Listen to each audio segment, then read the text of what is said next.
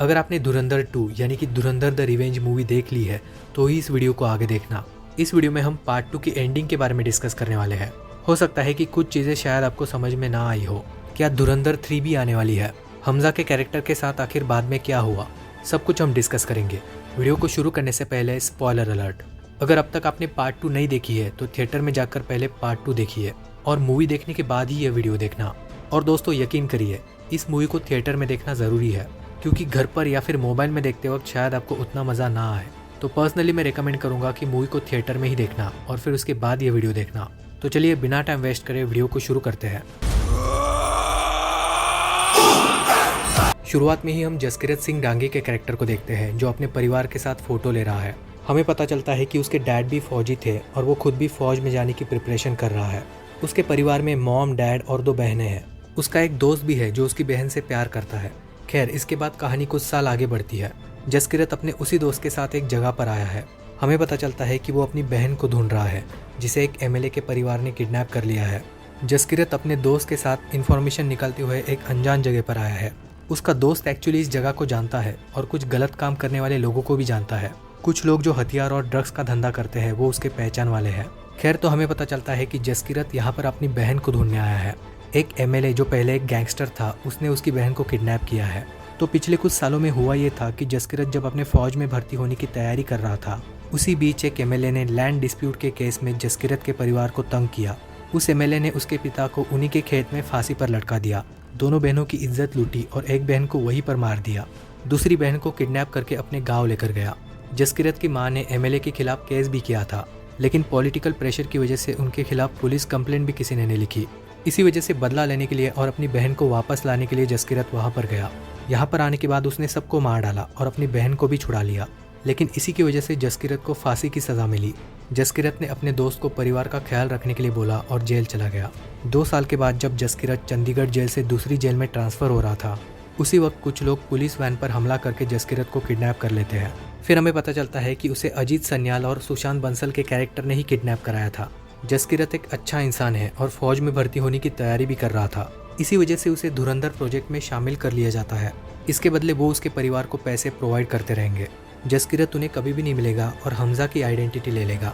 फिर इसके बाद हमें पता चलता है कि कैसे वो ट्रेन हुआ और फिर पाकिस्तान आया। फिर धुरंधर पार्ट 1 तो आपने देखी ही है। एंडिंग में कैसे उसने रहमान डकैत के कैरेक्टर को भी मार दिया। हमजा अलाम भाई को ये पूरी कहानी बता रहा था कि कैसे वो पाकिस्तान आया। रहमान डकैत की जगह अब उज़ैर बलोच ने ले ली है।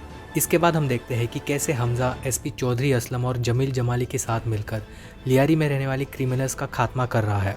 मतलब जो लोग भी वहाँ पर गैंग चलाने की कोशिश कर रहे हैं वो सबको मार रहा है। फिर हमें यह भी पता चलता है कि एसपी चौधरी असलम मेजर इकबाल के साथ मिला हुआ है। इवन मेजर इकबाल चौधरी असलम को ये भी बोलता है कि रहमान डकैत को नहीं मारना चाहिए था। जमील जमाली, चौधरी असलम, मेजर इकबाल और पॉलिटिशियन एक साथ ही काम कर रहे हैं। वो एक प्लान बनाते हैं और उज़ैर बलोच के खिलाफ वारंट निकलवाते हैं। हमजा भी उज़ैर को भाग जाने की सलाह देता है ताकि वो जिंदा रहकर रहमान डकैत की मौत का बदला ले सके। उज़ैर को लगता है कि रहमान डकैत को चौधरी असलम ने मारा है। फाइनली चौधरी असलम उज़ैर को जेल भिजवा देता है और उसे मारने का प्लान बनाता है। इसी बीच अब लियारी पर हमजा राज कर रहा है। हमजा एक्चुअली किंग बन जाता है और अब वो सबका फेवरेट भी है। हमजा के काम से खुश होकर बड़े साहब भी उसे मिलना चाहते हैं और फिर फाइनली बड़े साहब का रिवील होता है, जो और कोई नहीं बल्कि दाऊद इब्राहिम है। यह देखकर हमजा काफ़ी शॉक भी हो जाता है। यहाँ पर वो लोग एक प्लान बनाते हैं पाकिस्तान से ड्रग्स इंडिया में बेच सके, क्योंकि पाकिस्तान में जो ड्रग्स 12 करोड़ के मिलेंगे वो इंडिया में 150 करोड़ में बिकेंगे और फिर उन्हीं 150 करोड़ से वो बहुत सारे गलत काम करेंगे। इस काम को करने के लिए इंडिया से एक बंदा आता है। फिर हमें पता चलता है कि ये बंदा और कोई नहीं बल्कि वो जसकीरत का दोस्त ही है। वही दोस्त जिसके बारे में हमने शुरुआत में बात की थी, वही जो जसकीरत की बहन से प्यार भी करता था। हमजा ये देखकर काफ़ी शौक हो जाता है। हमजा उसे पहचान लेता है लेकिन वो उसे नहीं पहचानता।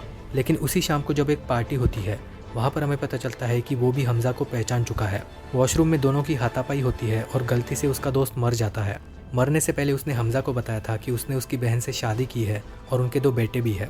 खैर, अब वो मर चुका है और उसके मौत का इल्ज़ाम अलाम भाई अपने सिर पर लेते हैं। हमजा के कैरेक्टर को यहाँ पर अलाम भाई को मारना पड़ता है और ये बहुत ही इमोशनल सीन था। वो ऐसा नहीं करते तो हमजा की आइडेंटिटी बाहर आ जाती। इस सब की वजह से चौधरी असलम और उसके दोस्त को हमजा पर शक होने लगता है। उन्हें कुछ गड़बड़ लगती है, जिसकी वजह से वो हमजा के घर की तलाशी भी लेना चाहते हैं। खैर, ये सारी बातें हमजा की वाइफ येलिना ने सुन ली थी। फिर येलिना घर की तलाशी लेती है और उसे पता चल जाता है कि हमजा इंडियन एजेंट है। हमजा भी उसके सामने मान लेता है कि वो इंडियन एजेंट है और उसने कुछ गलत नहीं किया है। वो उसे समझाता है कि उसने अब तक सिर्फ गलत लोगों को ही मारा है, ऐसे लोग जो बेगुनाहों की मौत के जिम्मेदार है। खैर येलिना समझ जाती है और हमजा अपना काम कंटिन्यू रखता है। दूसरी तरफ चौधरी असलम उज़ैर बलोच को मरवाना चाहता है, लेकिन ये वो तभी कर पाएगा जब मीडिया का ध्यान दूसरी न्यूज़ में होगा। इस सब के लिए चौधरी असलम 4 नौजवान बच्चों को मार देता है, मतलब वो उन्हें गलत इल्ज़ाम में फंसा कर मार देता है। उन बच्चों में इस बलूच का भी बच्चा था। हमजा को येलिना से ये भी पता चल जाता है कि चौधरी असलम उसके भी पीछे पड़ा है। इस सब की वजह से हमजा उस बलूच से वापस मिलता है। वो दोनों मिलकर चौधरी असलम की मौत का प्लान बनाते हैं। चौधरी असलम मर जाता है। हमजा अपनी लिस्ट में से सारे लोगों को ख़त्म करने लगता है। इवन वो दाऊद को भी मारने वाला था, लेकिन किसी वजह से वो पॉसिबल नहीं हो पाता। फाइनली मेजर इकबाल का कैरेक्टर बचा हुआ है और उसे भी मारने की वो प्लानिंग करते हैं। उसे मारने के बाद वो तुरंत येलिना और अपने बच्चे के साथ दूसरे देश भागने वाला था, लेकिन चौधरी असलम का पार्टनर येलिना से उगलवा लेता है कि हमजा इंडियन एजेंट है। अगर वो ऐसा नहीं करती तो उसके बच्चे की जान को खतरा था। खैर अब सबको पता चल चुका है कि हमजा इंडिया से आया है। मेजर इकबाल को भी ये बात पता है, लेकिन मेजर इकबाल को मिलने आने से पहले हमजा ऑलरेडी एक प्लानिंग करके आया है। अपने बलूच साथी के साथ मिलकर वो इन सबको ख़त्म करना चाहता है। तो यहाँ पर फाइनल फाइट होती है और फाइनली हमजा मेजर इकबाल को मार देता है। मूवी का क्लाइमैक्स बहुत ही बढ़िया था। इसके बाद हमजा को पाकिस्तानी आर्मी पकड़ लेती है। वो उसे बहुत टॉर्चर कर रही है सच उगलवाने के लिए। इसी वक्त अजीत सन्याल का कॉल इस ऑपरेशन के हेड को आता है, मतलब हमजा को जो लोग टॉर्चर कर रहे हैं उनके जनरल से वो बात करता है। अजीत सन्याल के पास कुछ ऐसे सबूत है जो उनके जनरल को एक्सपोज कर सकते हैं। वो सबूत कुछ ऐसे हैं जिसकी वजह से पाकिस्तानी लोग भी उसकी जान ले लेंगे। इस सब की वजह से उन्हें मजबूरन हमजा को छोड़ना ही पड़ता है। यहाँ पर सबसे बड़ा रिवील होता है। हमजा को यहाँ पर लेने आता है जमील जमाली का कैरेक्टर। तो यहाँ पर हमें पता चलता है कि ये कैरेक्टर भी एक इंडियन एजेंट है। ये पाकिस्तान में 45 साल से है। ये सब कुछ जानकर हमजा भी काफ़ी शौक हो जाता है। वो लोग मिलकर हमजा को एक प्राइवेट जेट से इंडिया भेज देते हैं। दिल पे पत्थर रख के उसे येलिना और अपने बेटे को भी भूलना पड़ता है। इंडिया आकर वो फिर से अजीत सन्याल के कैरेक्टर से मिलता है। खैर यहाँ पर उनकी कुछ बातें होती है। अजीत सन्याल ने उसे कुछ ऑर्डर भी दिया है, लेकिन इस बार वो काफ़ी इमोशनल हो जाता है और अपने परिवार से मिलने चला जाता है। वो अपने गाँव भी पहुँच जाता है और अपने घर की तरफ चलने लगता है। दूर से उसे अपनी माँ दिखती है, अपनी बहन भी दिखती है और उसके दोनों बेटे भी। जसकीरत काफ़ी खुश होता है, लेकिन बीच में ही रुक जाता है। अब यहाँ पर उसका माइंडसेट कुछ ऐसा दिखाया है कि वो अभी भी कुछ सोच रहा है। इवन वो रुक जाता है और पीछे मुड़कर भी देखता है, यानी कि वो वापस जाने के बारे में सोच रहा है। उसे अपना बलिदान वाला लेसन भी याद आ जाता है। वो लेसन कि देश के लिए बलिदान देना सबसे बड़ी बात है। मतलब इस चीज़ से और बड़ा कुछ है ही नहीं, इवन परिवार भी नहीं। देश के लिए ही वो अपने पहले वाले परिवार को भूल चुका था और फिर से देश के लिए ही वो अपने दूसरे परिवार को भी भूल चुका था।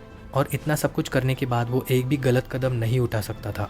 वैसे भी वो अपनी बहन से नज़रें भी नहीं मिला सकता था क्योंकि उसका पति भी मर चुका था। तो एंडिंग में यही होता है कि वो अपने घर पर वापस जाता ही नहीं है। वो फिर से अजीत सन्याल के पास चला जाता है। वापस जाकर वो प्रोबेबली कोई दूसरा मिशन करेगा या फिर ट्रेनर बन जाएगा, क्योंकि इस सब के बाद हमें पूरा वो सीन दिखाया जाता है जहाँ से उसकी ट्रेनिंग शुरू हुई थी। उसकी ट्रेनिंग कैसे हुई और कैसे उसने अपने आप को तैयार किया। तो बिल्कुल वो फिर से देश के लिए काम कर रहा है और मोस्ट प्रोबेबली ट्रेनर बन चुका है। यामी गौतम जी का कैमियो भी मुझे बढ़िया लगा। छोटा था लेकिन इफेक्टिव था। पोस्ट क्रेडिट सीन कुछ खास इंपॉर्टेंट नहीं था। पोस्ट क्रेडिट सीन में वही जनरल हमें देखने को मिलता है जिसने हमजा को पकड़ कर रखा था। जिस चीज़ की वजह से उसे हमजा को छोड़ना पड़ा था वो एक बहुत ही सेंसिटिव इन्फॉर्मेशन थी। मतलब वो खुद ही पाकिस्तान के लिए अच्छा नहीं है। ये बात चौधरी असलम के फ्रेंड यानी कि ओमार हैदर को भी पता चल जाती है। ओमार जनरल को धमकी देता है कि वो उसके बुरे कर्मों को नेशनल असेंबली तक पहुंचा देगा। फिर जनरल अपने आर्मियों को ओमार को पागल खाने में ठिकाने लगाने का ऑर्डर देता है। पोस्ट क्रेडिट सीन में यही सब कुछ था जो फिलहाल के लिए उतना इम्पोर्टेंट नहीं है। अब इसके बाद धुरंधर 3 का क्या धुरंधर 3 आएगी? दोस्तों इसका जवाब है कि धुरंधर 3 नहीं आने वाली। ऑलरेडी 2 मूवीज इतनी परफेक्ट बन चुकी है जिसकी लेगेसी को वो खराब नहीं करना चाहेंगे। और वैसे भी एक तरह से देखा जाए तो कहानी खत्म ही हो चुकी है। इसके बाद अगर कुछ भी आता है तो वो थोड़ा फोर्सफुल भी लगेगा। धुरंधर की कहानी ऑफिशियली खत्म हो चुकी है, लेकिन फिर भी अगर वो चाहे तो कुछ ना कुछ बना ही सकते हैं। दोस्तों इस सब के बारे में आपको क्या लगता है कमेंट्स में ज़रूर बताना। आदित्य धर ने धुरंधर 1 और 2 ऐसी मूवीज़ बनाई है जिसे ऑस्कर नॉमिनेशन तक मिल सकता है। पर्सनली मुझे ऐसा लगता है कि ये दोनों मूवीज़ काफ़ी आर्टिस्टिक भी है। ये ऐसी क्लास मूवी है जिसे मास ऑडियंस भी एंजॉय कर रही है। इंडिया से ये मूवी ऑस्कर के लिए ज़रूर भेजी जानी चाहिए और काफ़ी हद तक पॉसिबिलिटी है कि अगर भेजा जाए तो ये ऑस्कर भी जीत सकती है। खैर दोस्तों आपके ओपिनियंस कमेंट्स में ज़रूर शेयर करना। वीडियो पसंद आया होगा तो इसे लाइक करने के साथ साथ हाइप भी कर देना और एक बार चैनल को भी चेकआउट कर लेना। वीडियोज़ अगर अच्छी लगी तो आप चैनल को सब्सक्राइब भी कर सकते हो। Thank you for watching guys. See you in the next video. Till then take care.